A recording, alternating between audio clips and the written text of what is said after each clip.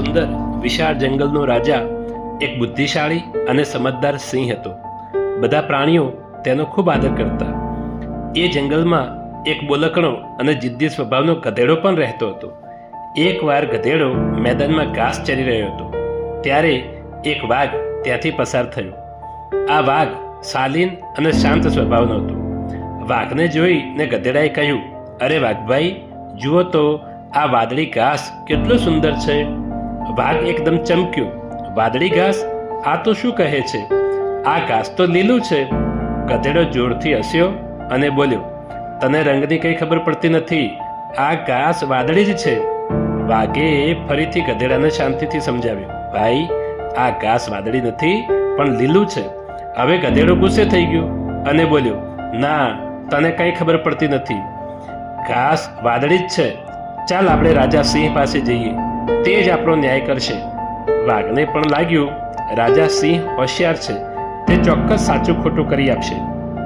પછી બંને જણા સિંહની ગુફા તરફ ગયા, જ્યાં સિંહ રાજા જંગલના પ્રાણીઓની સભા ભરીને બેઠા હતા. સિંહ રાજા પાસે જઈ ગધેડો બોલ્યો, મહારાજ, હવે તમે જ અમારો ન્યાય કરો. હું કહું છું ઘાસ વાદળી હોય છે, પણ આ વાઘ માનતો નથી. સિંહે ગંભીરતાથી વાઘ તરફ જોયું અને કહ્યું, હા, તારી વાત સાચી છે. ઘાસ વાદળી જ હોય છે. આ સાંભળીને ગધેડો તો ખુશ થઈ ગયો, નાચવા લાગ્યો, કેમ કે તેનો વિજય થયો હતો. પછી સિંહે સૈનિકોને આદેશ કર્યો કે આ વાઘને 6 મહિના માટે જેલમાં નાખી દો. સિંહની વાત સાંભળી વાઘ અને જંગલના બાકીના પ્રાણીઓ સ્તબ્ધ થઈ ગયા. આ તે કેવો ન્યાય? વાઘે સિંહને નમ્રતાથી કહ્યું, મહારાજ, આ તે કેવો ન્યાય? આપ પણ જાણો છો કે ઘાસ તો લીલું જ હોય છે, છતાં મને સજા કેમ?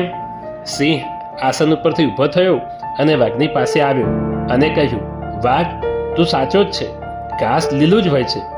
મેં તને એટલા માટે સજા નથી આપી કે તું ખોટો હતો, પણ એટલા માટે સજા આપી કે તે ખોટા વ્યક્તિ સાથે વિવાદ કર્યો. તે હોશિયાર થઈને એક મૂર્ખ ગધેડા સાથે વાદ વિવાદ કર્યો. તેનામાં બુદ્ધિ નથી, પણ તારામાં તો છે. એક મૂર્ખ ગધેડો કે જેને કોઈ વાત સમજવાની ક્ષમતા નથી, એની સાથે દલીલબાજી કરીને તે તારો સમય અને તારું ગૌરવ બગાડ્યું છે. વાઘને પણ પોતાની ભૂલ સમજાવી. તો જોયું મિત્રો, મૂર્ખ સાથે વાદ વિવાદ કરવામાં બુદ્ધિશાળીને જ નુકસાન જાય છે. માટે જે વ્યક્તિ કંઈ સમજવા તૈયાર ન હોય તેને સમજાવવામાં સમય અને શક્તિ વ્યર્થ બગાડવા જોઈએ નહીં. આભાર.